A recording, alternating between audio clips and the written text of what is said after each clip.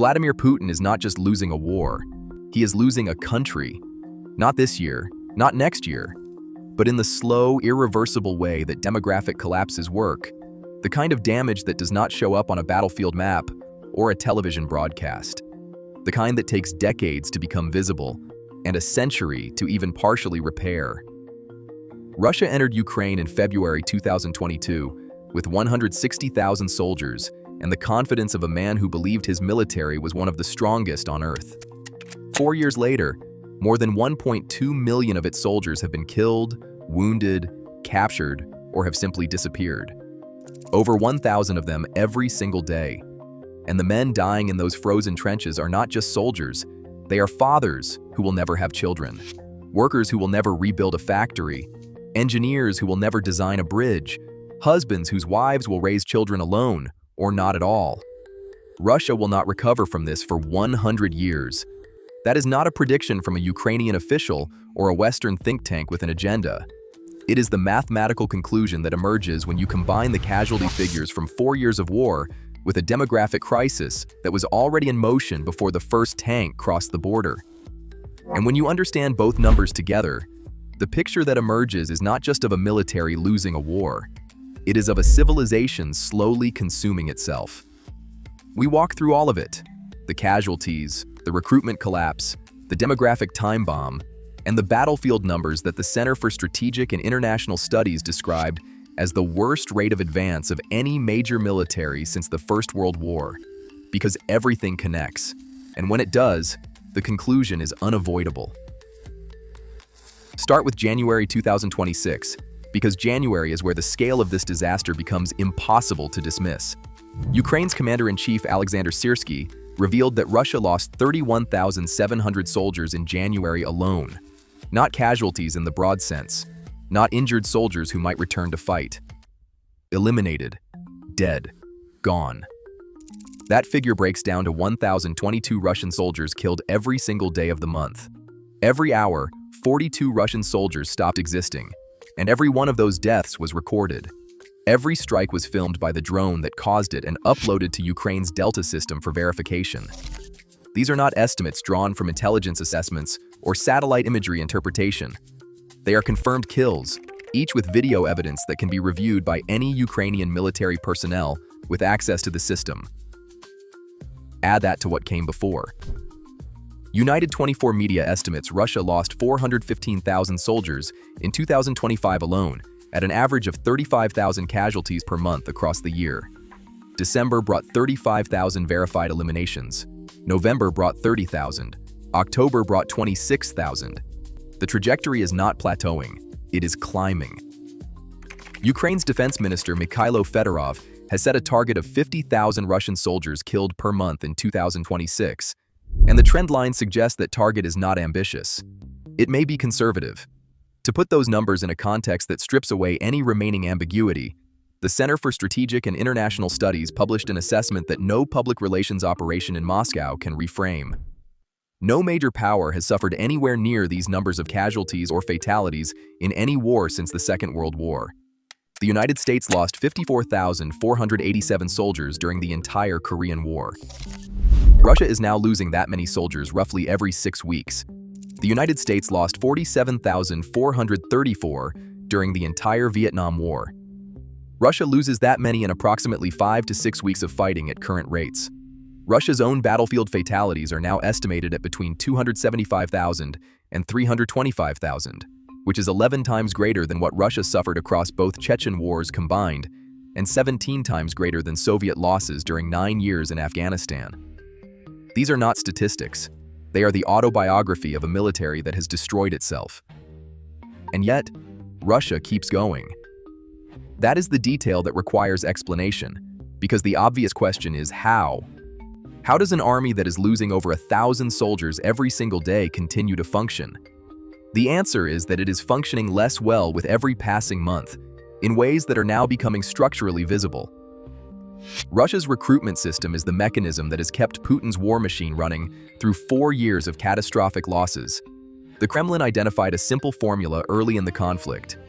Find the poorest men in Russia's most economically desperate regions, offer them more money than they have ever seen, present military service as the fastest route out of debt, addiction, unemployment, and the general hopelessness that defines life in Russia's peripheral republics. It worked. For years it worked. Russia recruited hundreds of thousands of soldiers annually through sheer financial incentive, cycling through its population of economically vulnerable men with the efficiency of an industrial process. That process is now breaking down.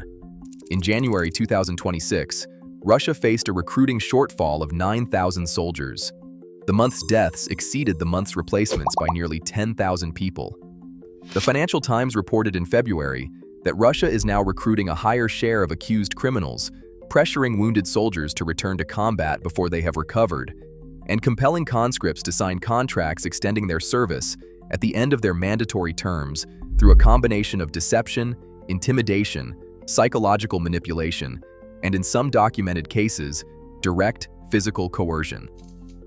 Estonia's Foreign Intelligence Service stated explicitly that Russia is targeting the chronically unemployed, people struggling with addictions, and individuals buried under debt, and that frontline units are now largely composed of individuals who under normal circumstances should not be trusted with weapons.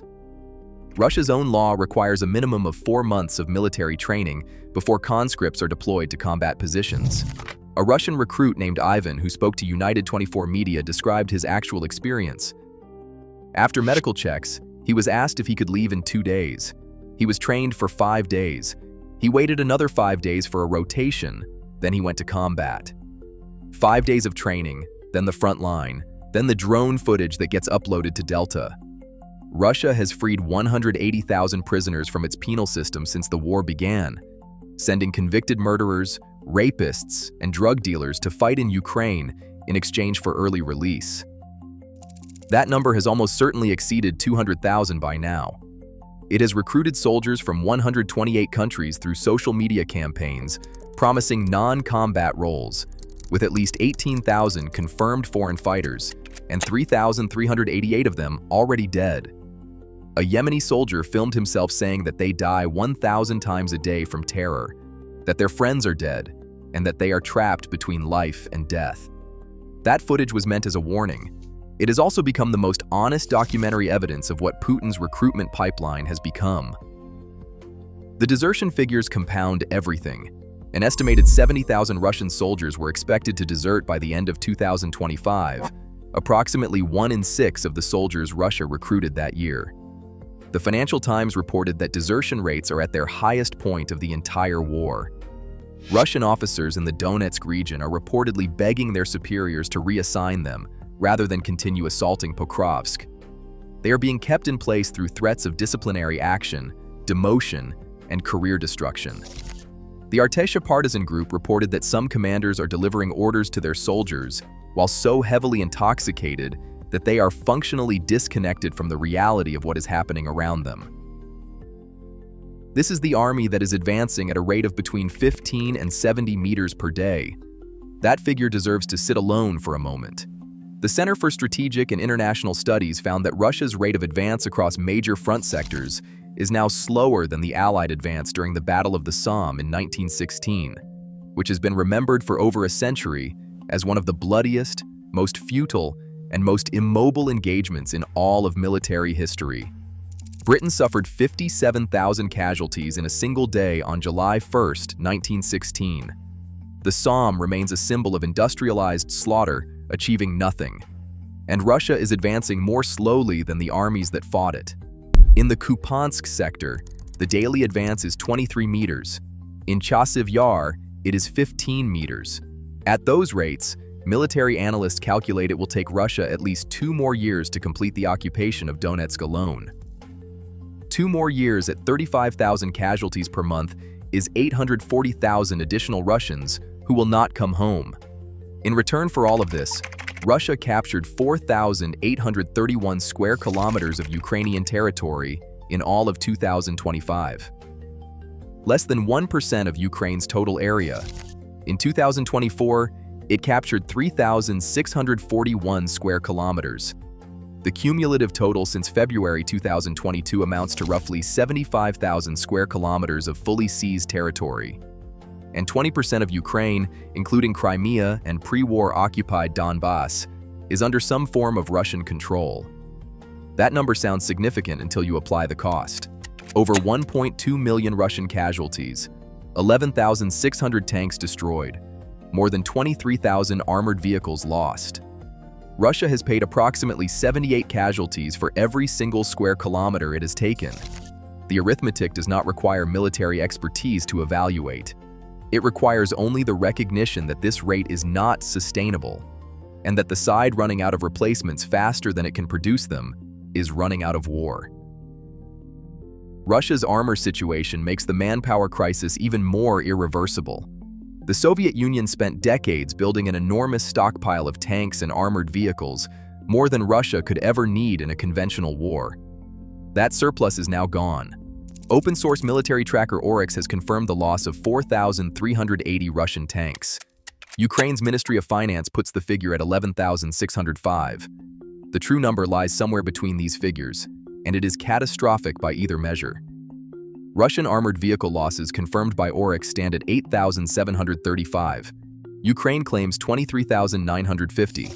The production numbers that are meant to replace these losses produce approximately 250 modern T-90M tanks per year, and roughly 900 infantry fighting vehicles and armored personnel carriers annually. Against annual confirmed losses of between 2,400 and far higher figures depending on the source, Russia is producing replacements at a fraction of the rate required to maintain its force. What Russia had in storage when the war began was Soviet-era equipment that had been sitting in depots for decades. Analysts confirm that the usable stockpiles of BMP-1 and BMP-2 infantry fighting vehicles have dropped from 4,900 to 1,110 units. MTLB-tracked armored personnel carriers have gone from 3,600 to 530. There are no BTR-82s left in storage at all, down from a pre-war stockpile of 1,400. Russia has burned through everything it inherited from the Soviet Union, and its production lines are not replacing it. Czech military analyst Jakub Janovsky stated that Russia's armored vehicle fleet is now approximately comparable to what it had operational at the start of the 2022 invasion, but only because it has exhausted its reserves to keep that number up. Those reserves no longer exist. Within approximately a year at current loss rates, even what remains in storage will be gone. At that point, Russia will have whatever its production lines can provide, roughly 900 to 1,000 vehicles per year, against losses that run into the thousands annually. Without armor, Russia cannot exploit breakthroughs. Without breakthroughs, infantry assaults in small units of 4 to 6 soldiers continue to cross open kill zones on foot, on motorcycles, and in some documented cases, on horseback. Forbes reported in January that Russian media attempted to frame cavalry charges against Ukrainian positions as a display of inventiveness and bravery. The reality those reports were framing was that Russia's armor had become so depleted and so vulnerable to Ukrainian drones that some commanders concluded horses offered a marginally better chance of survival than vehicles. That calculation speaks for itself. Ukraine's kill zone strategy is the mechanism making all of this possible. What Ukraine has built is not a defensive line in any traditional sense. It is a zone 15 to 25 miles deep of constant, lethal surveillance extending across the entire front line, maintained not by massed infantry, but by thousands of small, dispersed drone operators working from concealed positions and feeding their intelligence into the Delta system in real time. Every movement within that zone is tracked. Every vehicle is targeted. Every soldier moving across open ground is visible to an operator who may be kilometers away and who is watching through the camera of an FPV drone that costs less than $1,000. The kill zone does not have a single point of failure. Destroying one drone position does not degrade it. Destroying 100 positions does not meaningfully degrade it, because the network consists of hundreds of independent cells, each capable of calling in strikes across the entire zone without reference to any central command structure.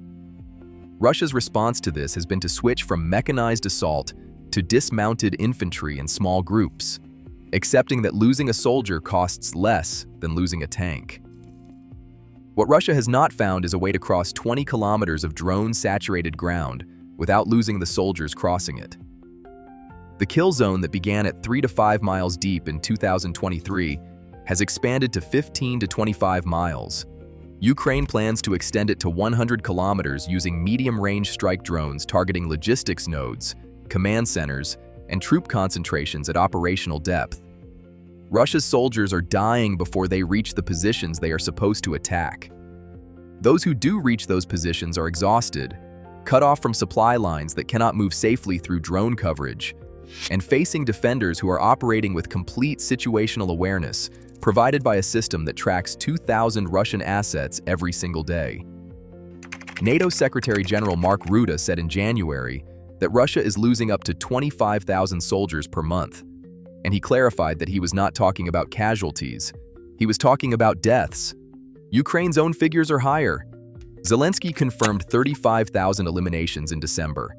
Syrskyi confirmed over 33,000 for the same month, noting that confirmed video cases undercount the actual losses. The first month, he said, where Ukraine's unmanned systems forces neutralized approximately as many Russian servicemen as Russia conscripted in a month. That is the curve bending. That is the moment the arithmetic of replacement stops working in Russia's favor. Ukraine's drone operators number approximately 19,800 personnel, representing 2.2% of its total military force. That 2.2% is killing more Russian soldiers every month than Russia can recruit to replace them.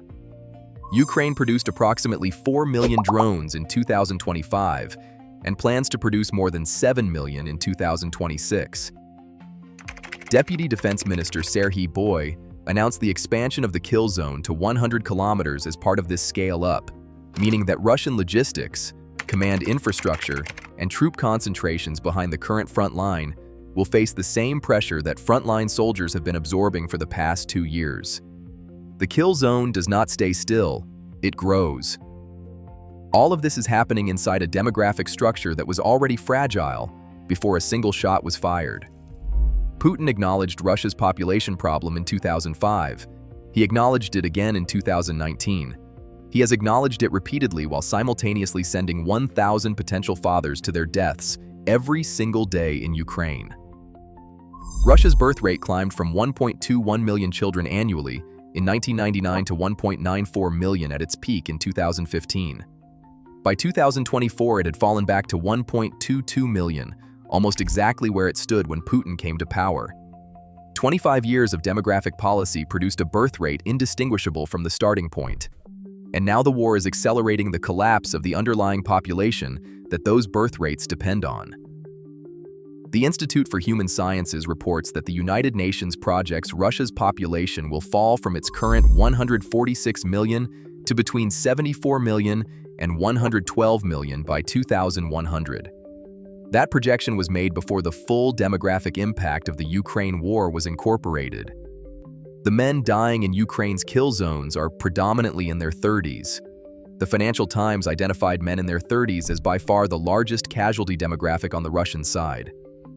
These are men at the beginning of their prime earning years, men who would have started families, men who would have contributed to the workforce, paid taxes, and maintained the economic foundation of a country that is already spending 40% of its government budget on a military that is losing. Carnegie Endowment analyst Andrew Diary told Forbes that every dead 30-something is a Russian who cannot start a family or who leaves a family behind, feeding directly into a demographic crisis that compounds itself across generations. Russia has tried to compensate for population decline with immigration before. During the collapse of the Soviet Union, Russian-speaking citizens of former Soviet republics moved to the motherland in large numbers, cushioning the demographic blow. That option no longer exists. The Russian-speaking diaspora in former Soviet states has shrunk. Workers from Central Asia who once migrated to Russia in numbers between 3 and 4 million have dropped to between 3 and 3.5 million. And that figure is declining as those workers find better opportunities elsewhere. The immigrants who do come are not Russian speakers, and their presence generates domestic political tension that makes large-scale immigration politically untenable for a government that has spent decades building its legitimacy on ethnic nationalism. What Russia will be in 2100 is therefore not simply smaller. It will be a country whose skilled workforce was destroyed in the first quarter of the century, whose birth rate never recovered from the combination of pre-existing decline and wartime losses, whose economic infrastructure was starved of investment for a generation, while half the government budget was consumed by a military campaign, and whose standing as a regional power was permanently diminished by a war that achieved less than 1% of Ukraine's territory per year at a cost of hundreds of thousands of lives annually. Russia's GDP growth in 2025 was 0.6%, down from 4.3% the year before. The International Monetary Fund projects 0.8% growth for 2026, a figure that has already been revised downward from earlier forecasts. Manufacturing contracted for 7 consecutive months in 2025. Industrial production contracted for 10 of the 12 months of the year. Inflation is high. Consumer demand is falling. The oil revenues that have historically cushioned Russia's budget are shrinking as sanctions bite and as alternative energy routes reduce the leverage that energy dependence once provided. Capital is leaving. Foreign investment is not coming. International borrowing markets are effectively closed. Russia is financing this war by cannibalizing its future. The former Soviet Union prepared for a war with NATO that never came by building an enormous military-industrial complex and stockpiling weapons for decades. Russia's descendants are now using that Soviet-era hardware in Ukraine until it falls apart or gets destroyed, and replacing it with production lines that cannot keep pace with the consumption. Every usable Soviet tank that burns in a Ukrainian kill zone is a piece of irreplaceable industrial heritage being fed into a conflict that is producing no strategic return. The storage facilities that once held Russia's reserve armor are now, as David Axe wrote for Euromaidan Press, covered by nothing but thin air. What was built across a generation has been consumed across 4 years. Michael Kaufman of the Carnegie Endowment offered the clearest summary of where Russia now stands. Putin's bet has been that sustained pressure across the board is going to eventually lead to a collapse on the Ukrainian side. But the way Russian forces are fighting simply will not generate operationally significant breakthroughs. The bet is lost. What remains is the question of how long Putin will keep paying for a lost bet, with soldiers he cannot replace, armor he cannot rebuild, and money that is consuming the economic foundations of a country he claimed to be protecting. 1,022 Russian soldiers died every day in January 2026. Each one was filmed. Each one was verified. Each one was a person who will not father children who might have restored some fraction of what this war is destroying. Russia will not recover from this in a decade. It will not recover in a generation. The damage being done to Russia's population, its economy, its military capacity, and its demographic future is the kind that unfolds across a century and leaves the country that emerges on the other side fundamentally smaller, weaker, and less consequential than the one that chose to invade. Putin wanted an empire. He is creating a collapse, and the numbers, brutal, verified, and compounding with every passing month, are the proof. Don't forget to share your thoughts in the comments section. Subscribe to the channel, and stay with us as we continue tracking every development on the front lines of this war.